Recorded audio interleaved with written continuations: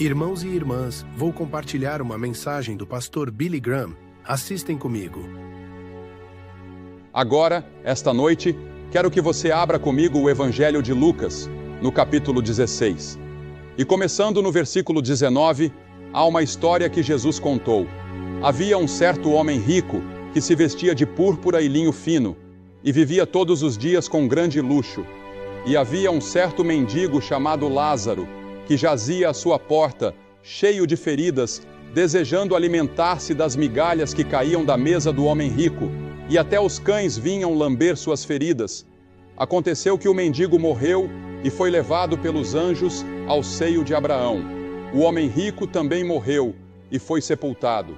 E no Hades levantou os olhos, estando em tormentos, e viu Abraão ao longe e Lázaro no seu seio.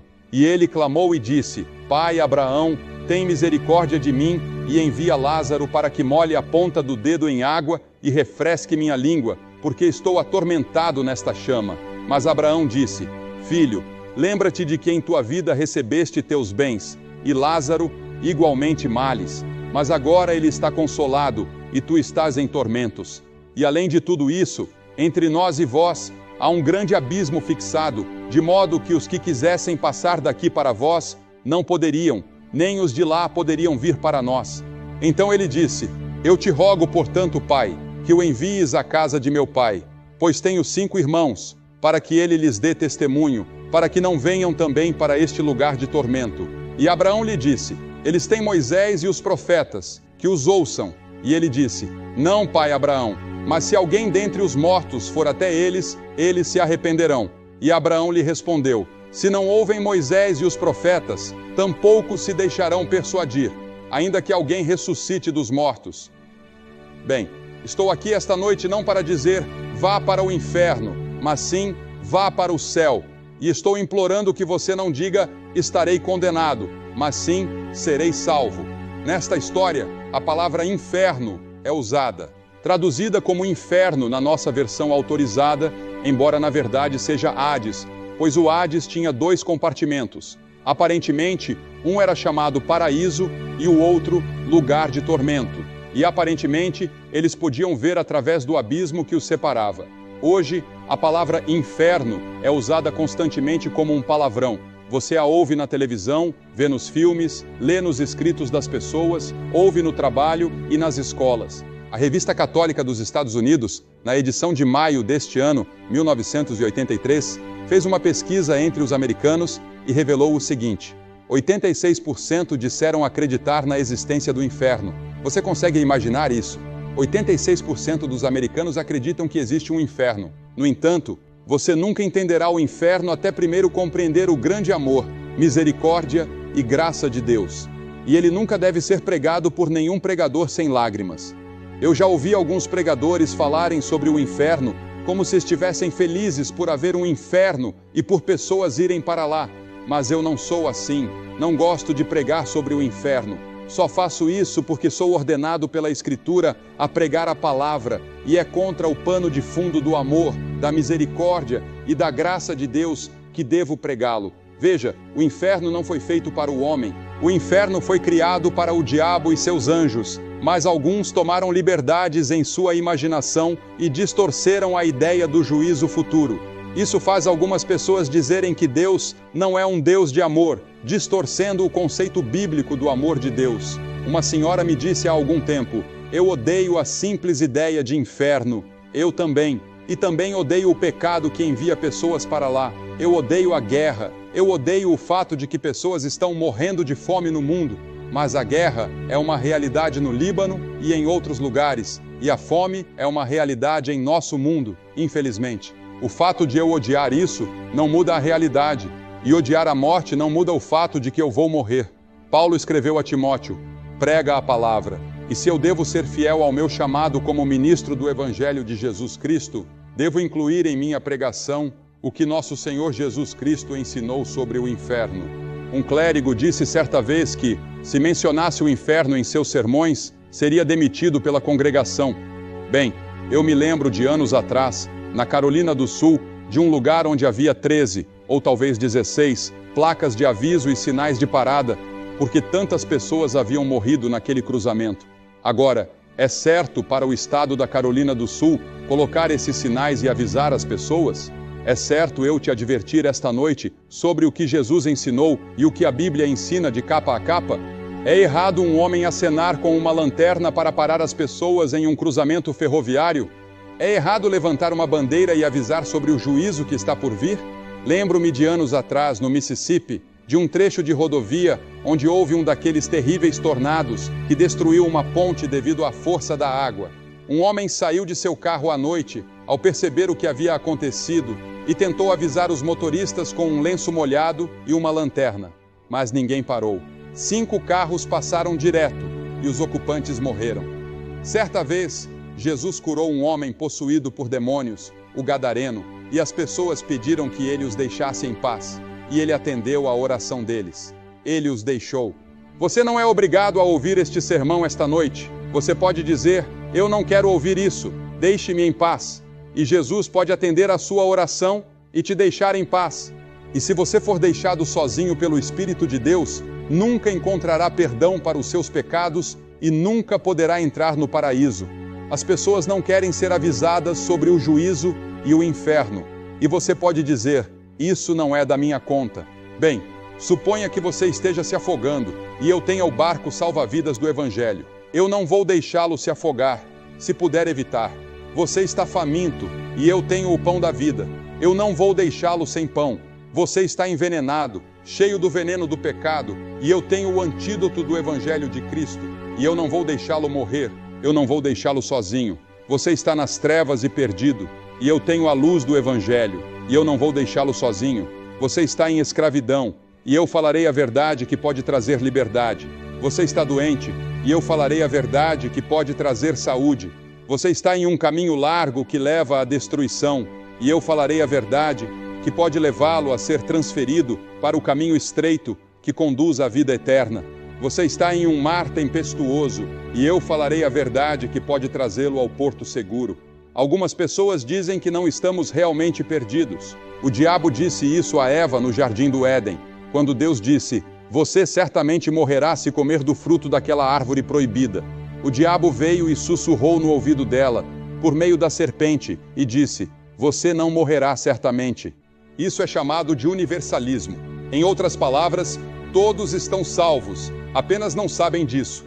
Algumas pessoas dizem isso hoje, e há uma forma sutil de universalismo que está se espalhando, até mesmo entre grupos evangélicos, afirmando que certamente não morrerão, e que não há tal coisa como o inferno.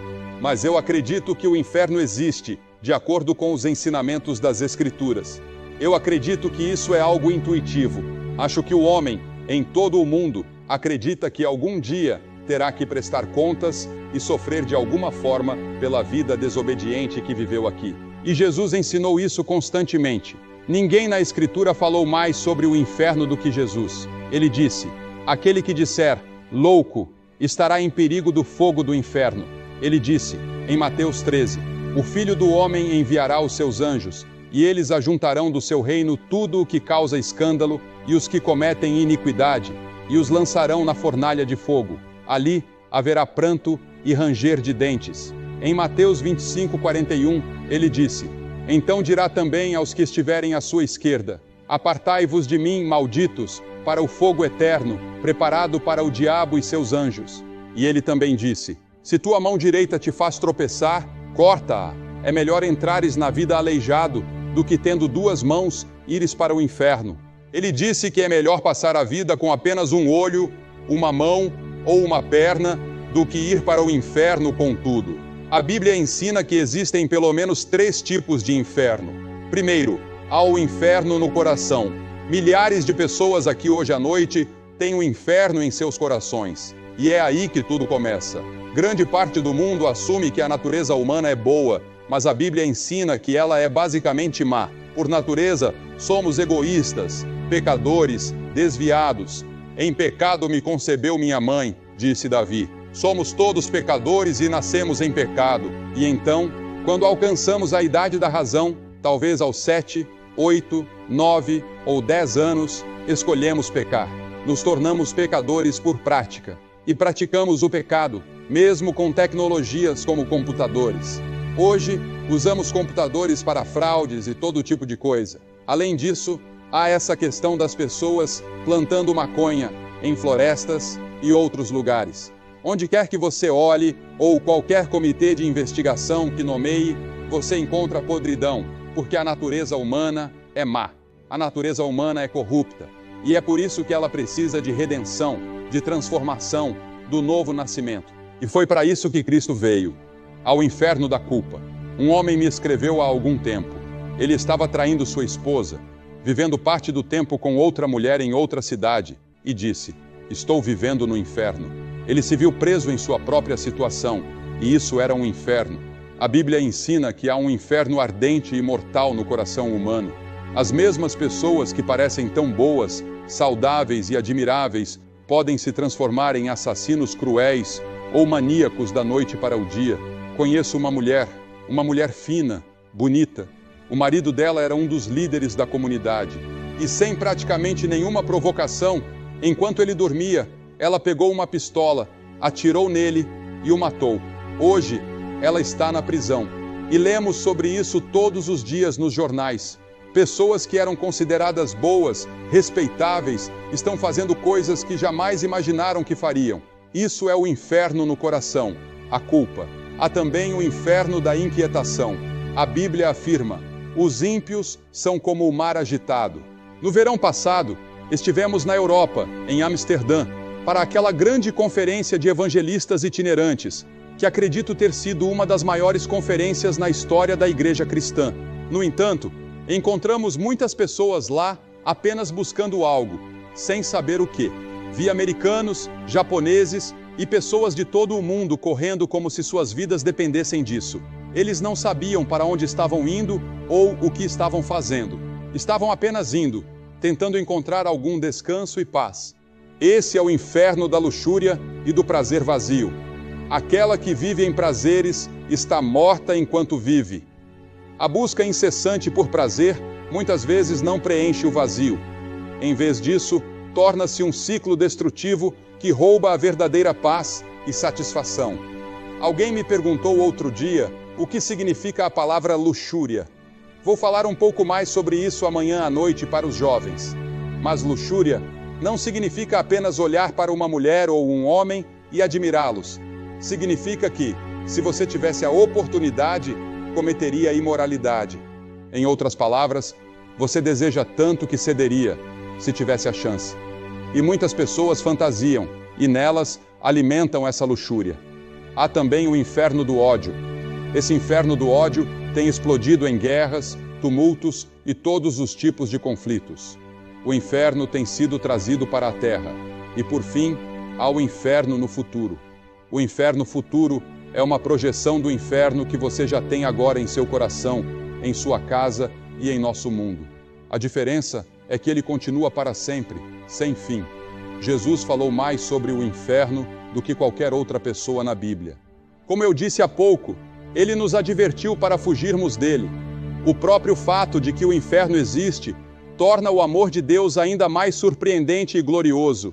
O fato de que o inferno foi feito para o diabo e seus anjos, e ainda assim escolhemos ouvir o diabo, seguir o diabo e fazer o que ele diz. Mesmo assim, Deus nos ama tanto que elaborou um plano para nos salvar, de modo que nunca precisemos passar um único dia no inferno. E qual é a natureza do inferno? Bem, há muitos mistérios que envolvem este assunto. Essencialmente, é um lugar de separação de Deus, um lugar de sofrimento eterno e de ausência de tudo que é bom, verdadeiro e santo. Mas o mais importante é que Deus providenciou uma saída para que ninguém precise ir para lá. É por isso que a cruz de Cristo é tão importante. É nela que vemos a extensão do amor de Deus, que nos resgata e nos oferece vida eterna, longe de qualquer inferno, agora ou no futuro. E basicamente, é separação de Deus. Somos separados de Deus pelo pecado, e isso se prolonga pela eternidade. Há 3 palavras que Jesus usou para descrever o inferno. Ele usou a palavra morte. Veja, Deus é vida, e estar separado da vida de Deus significa estar morto. espiritualmente morto, separado de Deus.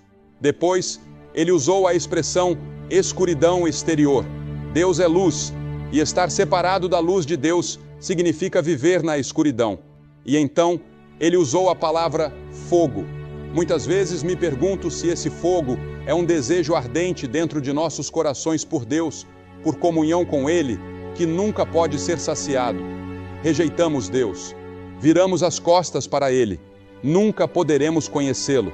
Essa história indica que aquele homem não teve uma segunda chance.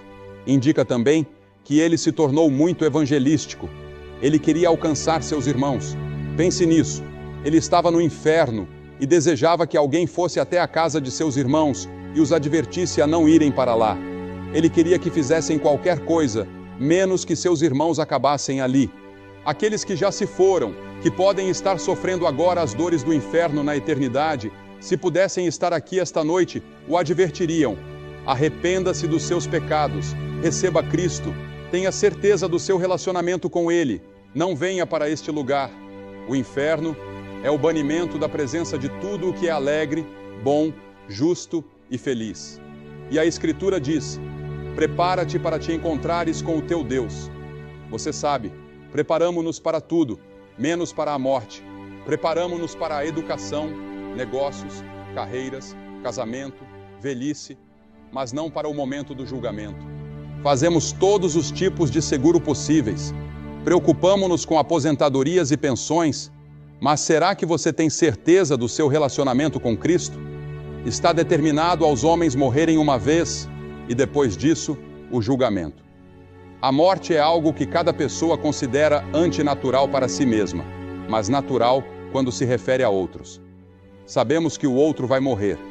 Sabemos que o câncer pode atingir outra pessoa. Sabemos que outra pessoa pode morrer de um ataque cardíaco ou em um acidente de carro amanhã, mas nunca pensamos que seremos nós.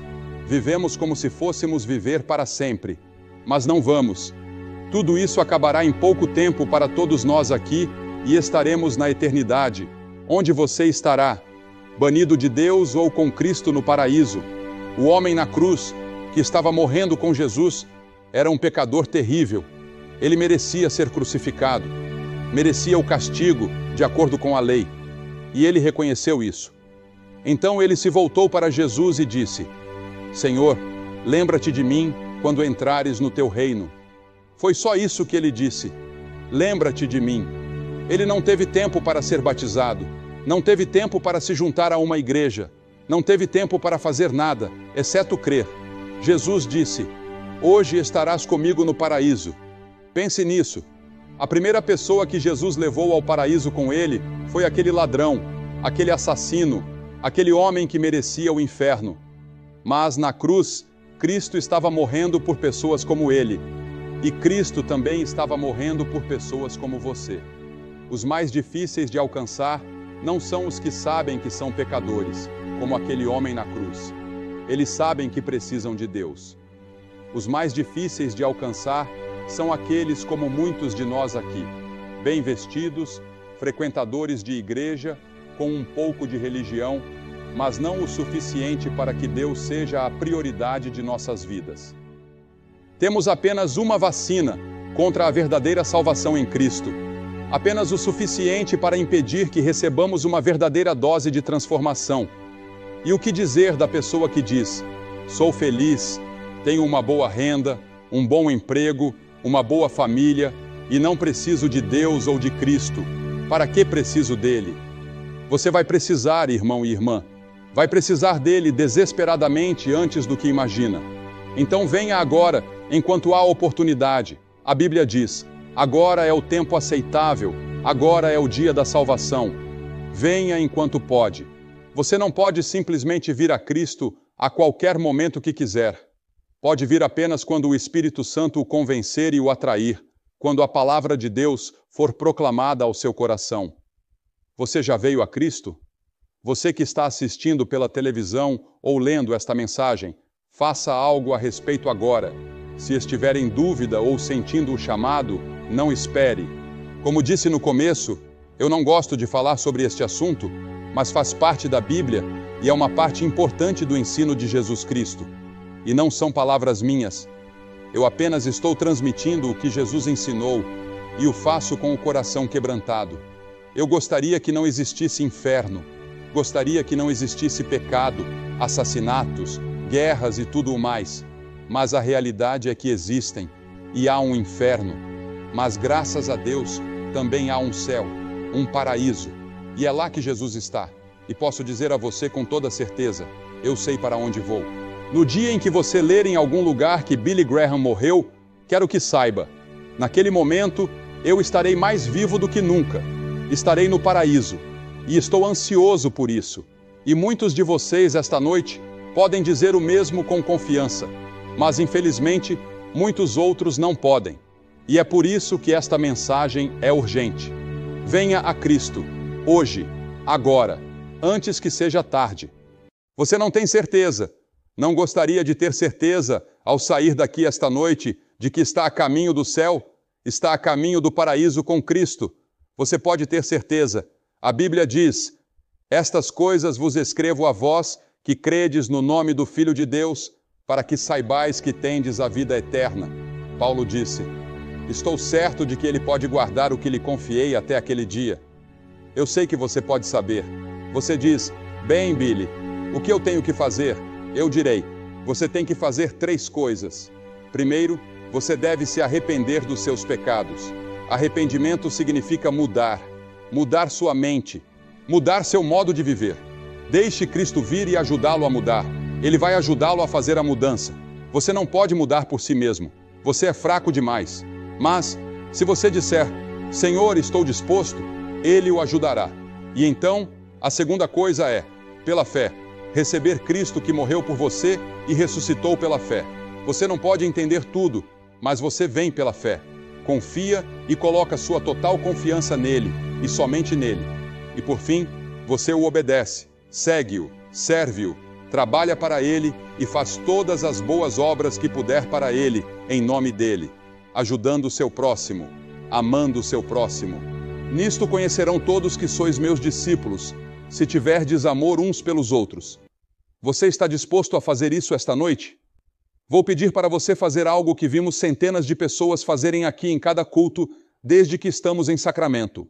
Vou pedir que você se levante do seu assento e venha ficar em frente ao palco e diga, ao vir, que quer saber que está indo para o céu, quer saber que seus pecados foram perdoados, quer saber que está pronto para encontrar-se com Deus. Se você estiver com amigos ou familiares, eles esperarão.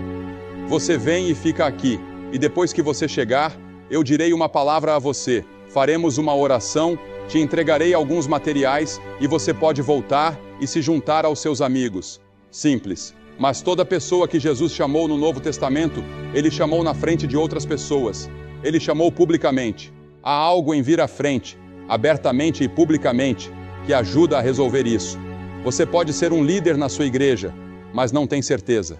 Algum tempo atrás, tivemos um bispo que veio à frente publicamente para fazer. Ele disse, eu só queria ter certeza. Você precisa ter certeza esta noite, você vem. Ou talvez você nunca tenha recebido Cristo antes. Venha e resolva isso esta noite. Você pode fazer isso agora, rápido. Apenas se levante do seu assento. Centenas de vocês de todos os lugares. Você pode estar no coro lá em cima. Levante-se lá. Leva cerca de 2 minutos para vir. Então levante-se e venha. Vamos esperar por você.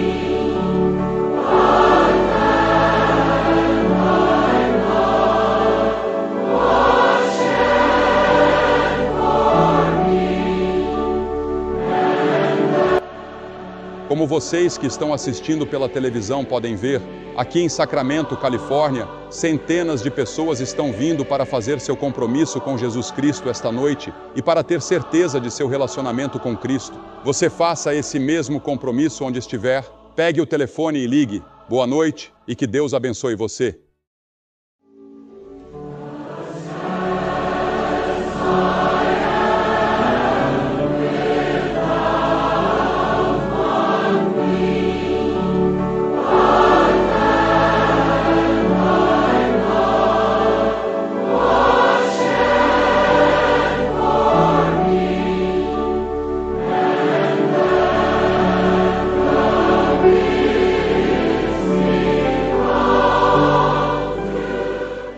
Deixe seu like se o vídeo tocar seu coração e compartilhe com amigos e familiares para espalhar essa mensagem de amor e fé. Juntos, podemos levar palavras de luz para mais pessoas. Deus te abençoe.